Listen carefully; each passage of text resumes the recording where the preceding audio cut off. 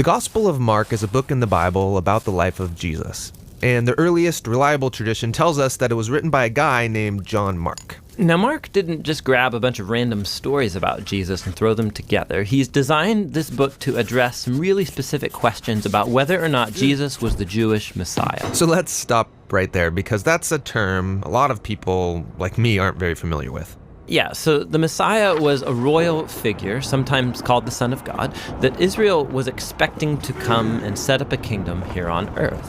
And around the time of Jesus, Israel was occupied by Rome, and so many Jews were hoping that the Messiah would come and overthrow the Romans and rule as king. But Jesus didn't overthrow the Romans. In fact, he was killed by them. And that brings us to the very issues Mark is trying to get at in this book. So in the first half, he focuses on who Jesus is. Is he really the Messiah?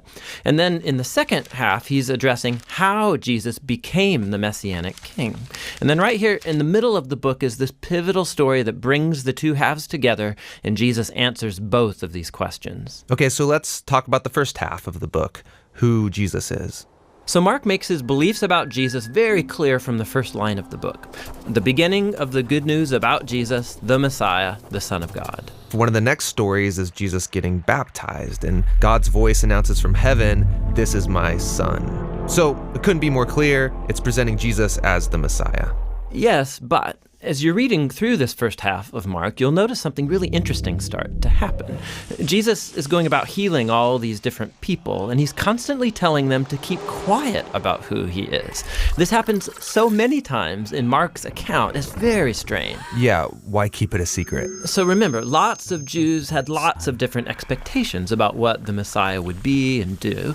And so Jesus doesn't want people to misunderstand what it means for him to be Israel's Messiah. And so with all that in mind, we come now to the pivotal story at the center of the book, where Jesus takes his disciples away and he asks them, "Who do you all say that I am?" And Peter says what everyone's been saying, "You're the Messiah, the Son of God." But then something new happens, because Jesus starts explaining to them how he's going to become the Messianic king, and it is not what they expected. He says he's going to suffer and die and rule by becoming a servant, or in his words, the Son of Man did not come to be served, but to become a servant, and to give his life as a ransom for many. Peter is startled by this, and he rebukes Jesus because there's no way he's going to let Jesus die.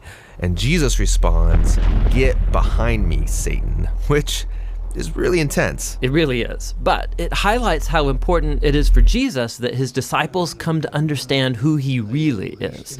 And so here, now in this pivotal section, Jesus tries 3 different times to have this conversation with them, and every time they respond in confusion and even fear. Okay, so this launches us into the second half of the book, where Mark addresses the question of how Jesus becomes the Messianic king. It's the last week of Jesus' life. He goes to Jerusalem, gets in conflict with the religious leaders, and gets arrested. And he's put on trial as someone who's claiming to be the king of the Jews. He's even given a crown and a purple robe like a king would get, but it is all a cruel joke. Then he's mocked and beaten and hung up on a cross where he dies. And it's here in this crucial scene that we meet a new character. A Roman soldier Who suddenly gets everything that's going on. He says, "Surely this is the Son of God." Which is crazy. It's an enemy who's first putting it all together that Israel's Messianic king is the crucified Jesus. That's the structure of the book of Mark.